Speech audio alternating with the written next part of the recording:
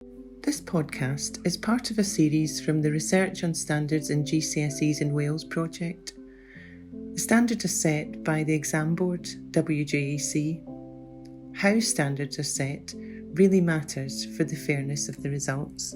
This podcast is a conversation about the kinds of questions teachers asked about criterion referencing.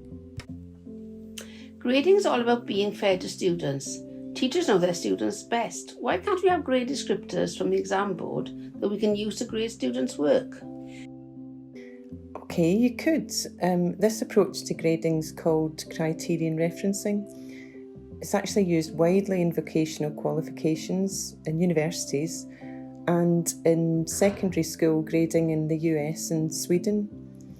And in fact, teachers in Wales used a form of criterion referencing during the pandemic when the exams couldn't go ahead.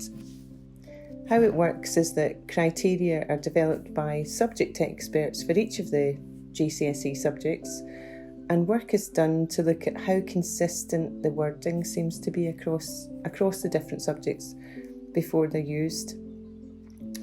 But one problem with using criterion referencing is how consistent teachers' judgments are. Look at the following two grade descriptions for English. Which of these do you think is more difficult? And what age do you think the students would be who take these assessments? I think the first one's more difficult, but I can't tell what age they're supposed to assess. That's actually a typical response. The first one is an excerpt from GCSE assessments, and the second one is for primary school pupils for a test taken at age 7. We can judge when the descriptors are more demanding in general, but without the context of the curriculum and the examples of what's expected from students, we can't tell what standard the descriptions are supposed to be assessing. But can't you just show teachers some examples then and train them to do this consistently? Training does make a difference, and you can put in place quality assurance processes like moderating the judgments by sampling the marking or the grading to investigate whether the judgments are consistent. But experience of coursework assessment using this kind of approach shows it's very difficult to make the grading under criterion referencing as consistent as it would be if examiners were marking an exam paper. Is that because some teachers are too generous with their own students' work? In addition to inconsistency, we do know from international research that teacher assessment does tend to be more generous than examination grades. Teachers have a responsibility to help their students to learn, so sometimes teachers give a lot of support to students, which produces work that they might not be able to produce themselves under exam conditions. Do you think teachers might be too supportive to ensure they get good inspection results for the school? We know from surveys that teachers see what they think is malpractice. It's true that there can be a conflict of interest when the grades are also used to evaluate schools in high-stakes assessments like GCSEs. Criterion referencing can be used with examinations too, not just coursework, but we haven't tended to do that in high-stakes testing in Wales. But weren't GCSEs designed to be criterion referenced in the first place? Kenneth Baker, the Minister for Education at the time, wanted the GCSEs to be criterion referenced, didn't he? You're right. Back in 1988, when the first GCSEs were sat, there was an idea that criterion referencing could be used, and a lot of work went into specifying exactly what the criteria should be. But the criteria ended up being too complicated to be useful.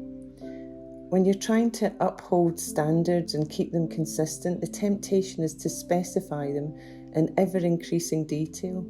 But it doesn't really help, because you just keep adding more complexity to the job of assessing them. Plus, they become very detailed and learning gets specified in tiny chunks, when in fact we want learners to be able to synthesise material, problem solve, analyse, evaluate and so on. And then there's the increase in teacher workload to consider. Oh, I see the problem. The GCSE grade descriptors don't look like that now, so can't we just use that approach? With GCSEs, the grades represent the overall performance of the student rather than them having to meet a whole set of separate criteria. So students can compensate for weaknesses in one area by very strong performance in another area. Grade descriptions allow that, whereas strict criterion referencing doesn't. I can see advantages to not over-specifying the criteria and to allowing compensation. But doesn't this mean that we don't know exactly what students have had to go to get the grade? That is a downside to a more holistic approach. So what would you say are the likely problems then with criterion referencing? Well, I would say inconsistencies in judgments, even when there's a moderation system in place, likely increased outcomes year on year, the tendency for overly detailed criteria, and increases in teacher workloads when the teachers do the grading.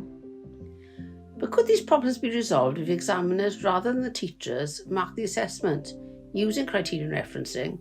And why is it that grade inflation is likely? There are loads of choices about how to implement criterion referencing.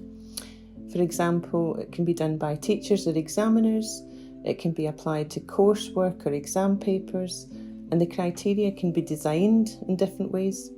All of these things affect how it operates, but you're still likely to have these issues of inconsistent judgments despite narrow detailed criteria and grade inflation.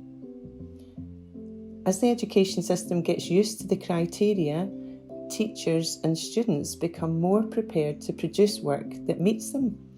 So the results go up. And you could say this is fine because students have produced work that meet the criteria.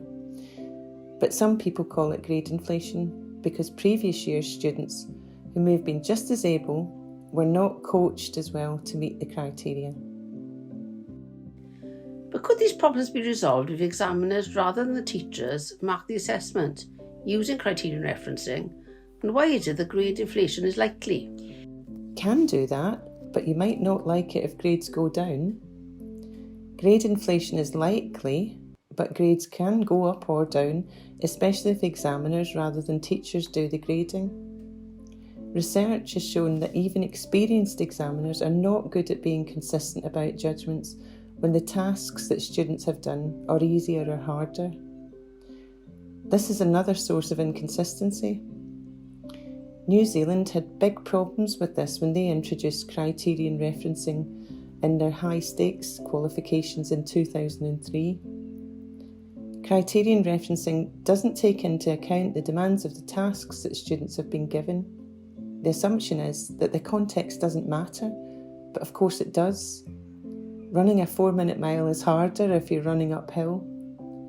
That's why the current approach to setting standards balances examiner judgment of student performance with statistical information. It's called attainment referencing. If you'd like to find out more about setting standards in GCSE, you can look at our other resources on our website here.